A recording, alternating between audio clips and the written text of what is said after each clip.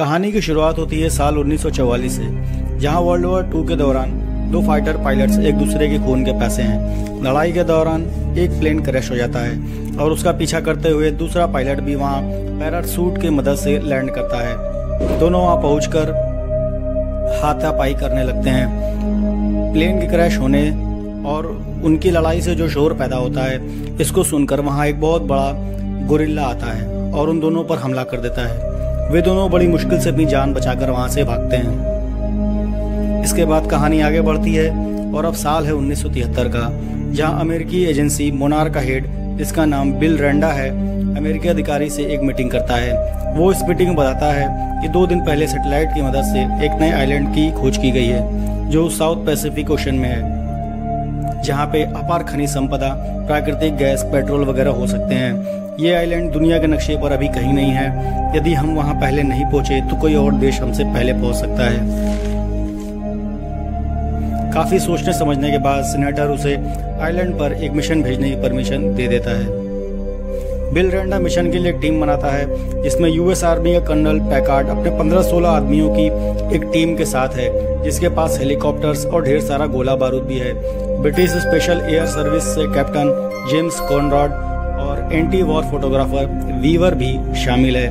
रैंडा की टीम में एक बायोलॉजिस्ट सैन लीन और जियोलॉजिस्ट ब्रूक्स भी शामिल है।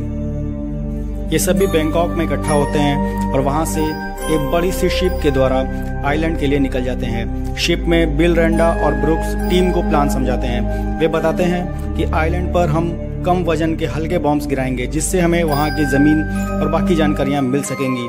वे बताते हैं कि हमारे पास सिर्फ 3 दिन होंगे और 3 दिन के बाद दूसरे छोर पर एक रिफिलिंग टीम आएगी हमें वापस निकालने के लिए। वापस निकालने का बस यही एक अंतिम मौका होगा। अगर सभी 3 दिन में काम खत्म कर लेते हैं तो वापस यहीं मिलेंगे, वरना यहीं रह जाएंगे। मिशन शुरू होता है और टीम का सामना पहले होता है एक बहुत ही भयानक तूफान से। टीम किसी प्रकार से इस तूफान से बड़ी मुश्किल से लड़कर वहां से बाहर निकलती है और पहुंचती है आइलैंड की सीमा में। यहाँ की खूबसूरती बहुत ही कमाल की है, जो सबका दिल जीत लेती है। वीवर अपने कैमरा से कुछ तस्वीरें लेना शुरू करती है।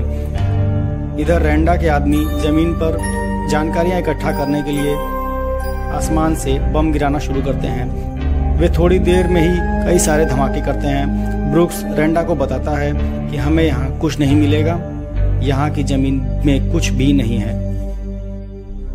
धमाके अभी हो ही रहे होते हैं कि पूरी टीम, जो कि अभी हेलीकॉप्टर में ही मौजूद है, उस पर एक विशाल गोरिल्ला, जिसकी हाइट 100 फीट से भी ज्यादा है, हमला कर देता है। बदले में कर्नल पैकार्ड की टीम भी बम और गोलियों से उस विशाल गोरिल्ला पर हमला करती है, पर सब कुछ बेकार है। वो गोरिल्ला एक एक करके सभी हेलीकॉप्टर्स को बर्बाद करना शुरू करता है और इस हमले में गोरिल्ला को भी काफी चोट आती है, पर फिर भी वो पूरी टीम को तहस नहस करके वहां से चला जाता है।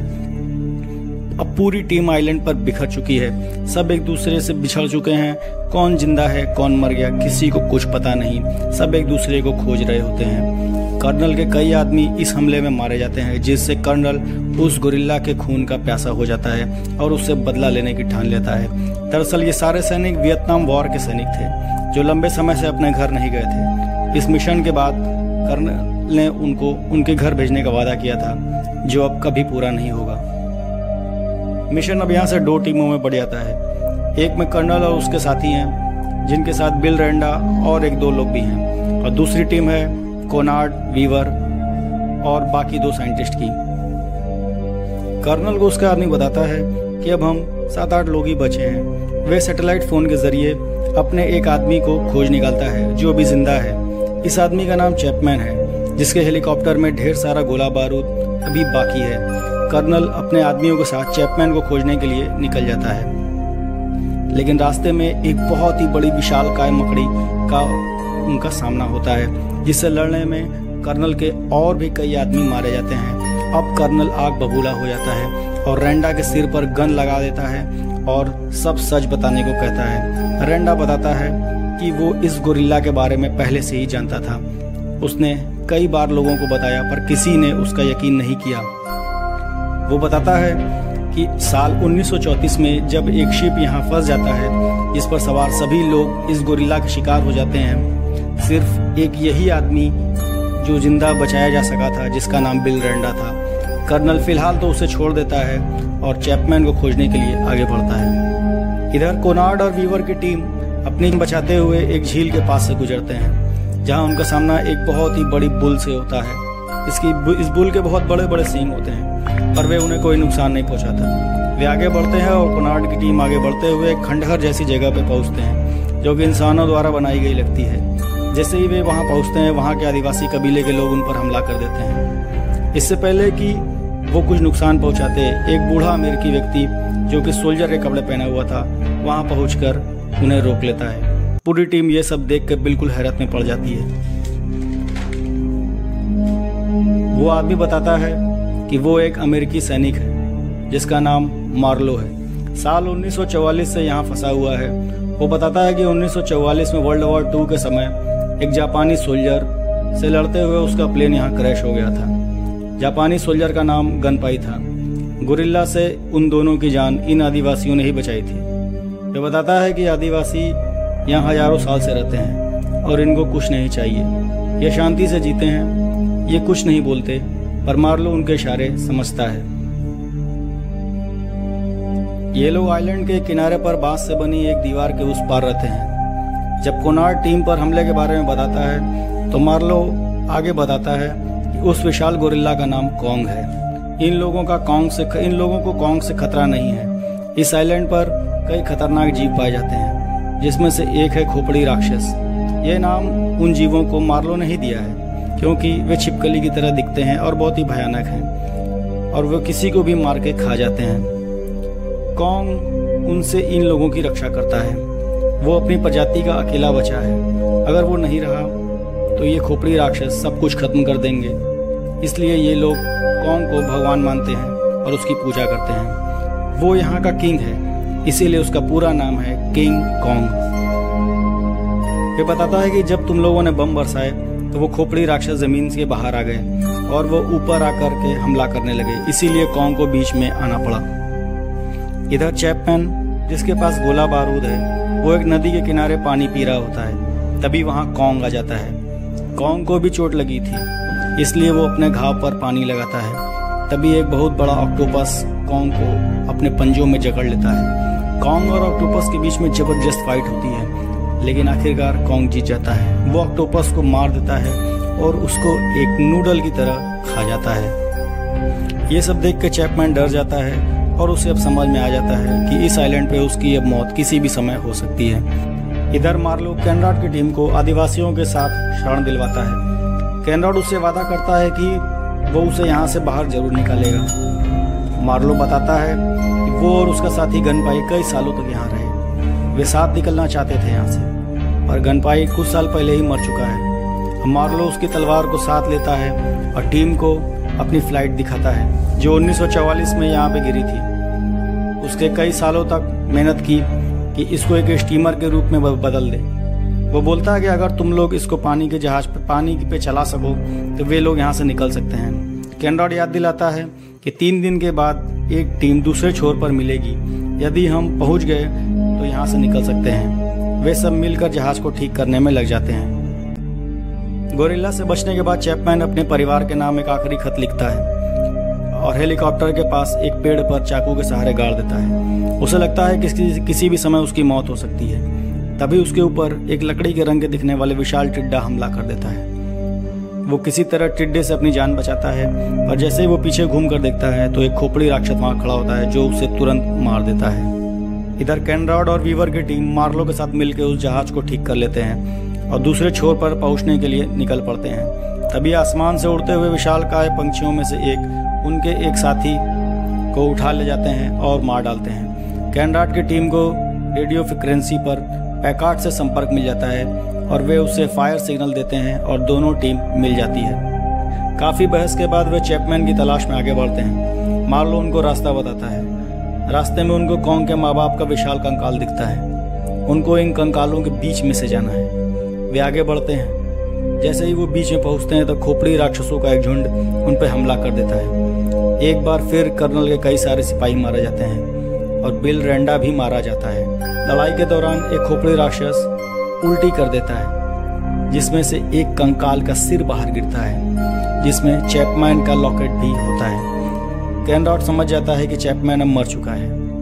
वीवर एक बहुत बड़ा धमाका करके खोपड़ी राक्षस को मारती है और अपने साथियों की जान बचाती है। वहां से निकलकर केनराड कर्नल को बताता है कि चैपमैन मर चुका है, उसको खोजने का अब कोई फायदा नहीं है। पर कर्नल नहीं मानता। वो अपने सभी साथियों को मौत के लिए कॉन्ग को ही जिम्मेदार मानता है और उसको जान से मारना चाहता है। मार्लो बताता है कि कॉन्ग को अगर मार दिया तो बड़ी वाली खोपड़ी राक्षस जो जमीन के नीचे रहती है वो ऊपर आएगी और फिर कोई नहीं बचेगा। उसी ने कॉन्ग के माँ बाप को ही मारा था और उसको सिर्फ कॉन्ग ही मार सकता है। लेकिन कर्नल फिर भी नहीं मानता। वो अपने साथियों के साथ आगे बढ़ता है। इधर केनराड, वीवर, मार्लो बाकी बोट की तरफ जाते हैं। कर्नल को गोला बारूद वाला हेलीकॉप्टर मिल जाता है और रात होते ही कर्नल कॉन्ग को मारने की तैयारी करता है। वो पानी में पेट्रोल मिला देता है और धमाका करने के लिए जगह जगह एक्सप्लोसिव लगा देता है।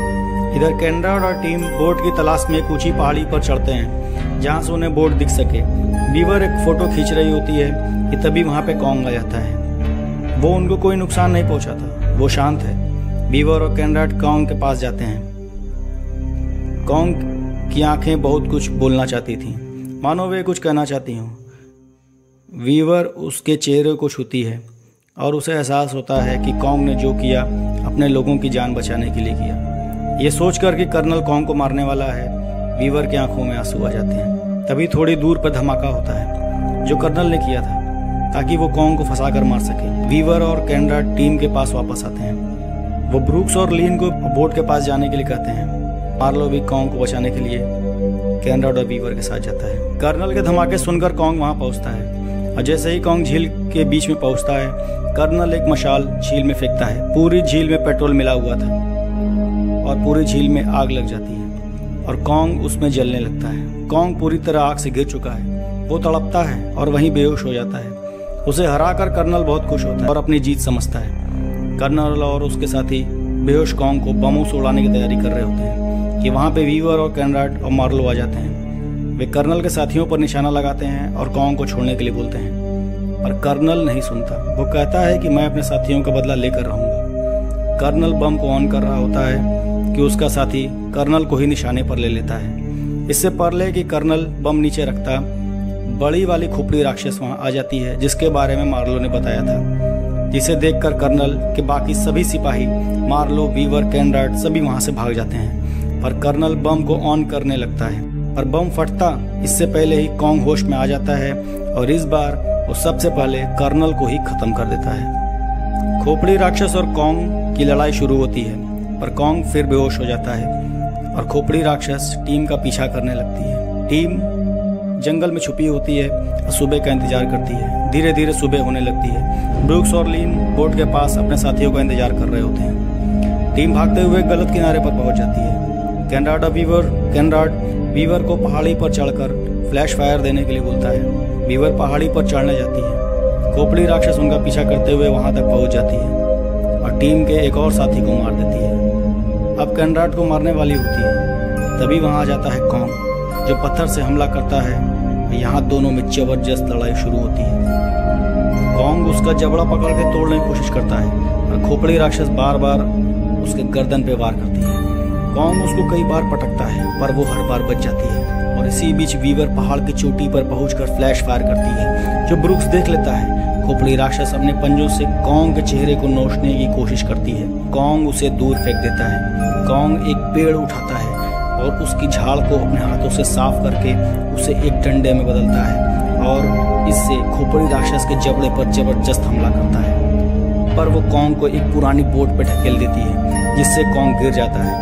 बोट में लगी लंबी और मोटी लोहे की चेन से कॉन्ग फंस जाता है। वो चेन कॉन्ग के हाथ में फंस जाती है। खोपड़ी राक्षस कॉन्ग को मारने वाली होती है कि तभी वहां ब्रूक्स आता है जो बोट में लगी मशीन गन से खोपड़ी राक्षस पर फायर करता है ताकि उसका ध्यान बढ़ सके। खोपड़ी राक्षस का ध्यान ब्रूक्स की तरफ हो जाता है और वह उस पर हमला कर देती है। इससे पहले कि वो बोट पर हमला करती, पहाड़ी पर खड़ी वीवर खोपड़ी राक्षस की एक आंख पर फ्लैश फायर कर देती है। खोपड़ी राक्षस दर्द से चिल्लाने लगती है। मार्लो और सभी साथी मिलकर एक साथ उस पर फायर करते हैं। उधर कॉन्ग चेन से खुद को निकालता है और दोबारा लड़ने के लिए खड़ा होता है। और उसके एक हाथ में चेन बंध चुकी थी जो बोट के एक बड़े से पंखे से बंधी हुई है, जिससे कॉन्ग उस पर हमला करता रहता है। जो वीवर नदी में गिर जाती है, वीवर डूबने लगती है, पर कॉन्ग अपने बड़े बड़े हाथों से वीवर को डूबने से बचाता है और उसे पानी से बाहर निकालकर पंजे में सुरक्षित छुपा लेता है। और खोपड़ी राक्षस उस पर फिर हमला कर देती है। कॉन्ग एक हाथ से वीवर को बचाता है और एक हाथ से खोपड़ी राक्षस को संभालता है। वो अपनी लंबी जीभ से कॉन्ग के बंद पंजे को पकड़ लेती है जिसमें वीवर कैद है। वो कॉन्ग के पूरे पंजे को अपने मुंह में लेती है, पर कॉन्ग एक हाथ से उसको पकड़ लेता है और पंजे सहित उसका पूरा जबड़ा खींचकर बाहर निकाल देता है और खोपड़ी राक्षस वहीं मर जाती है। कॉन्ग वीवर को वापस नीचे रखता है और वहां से चला जाता है। बाकी बचे लोग बोट के सहारे सुरक्षित जगह पर चले जाते हैं, जहां रेस्क्यू टीम के हेलीकॉप्टर्स उनको लेने आते हैं। जिनको दूर से देख रहा कॉन्ग अपने स्टाइल में दहाड़ लगाता है, मानो वे बोल रहा हो कि ये मेरा इलाका है, अब दोबारा यहाँ मत आना, मैं हूँ यहाँ का किंग कॉन्ग। और इसी के साथ ये फिल्म खत्म होती है।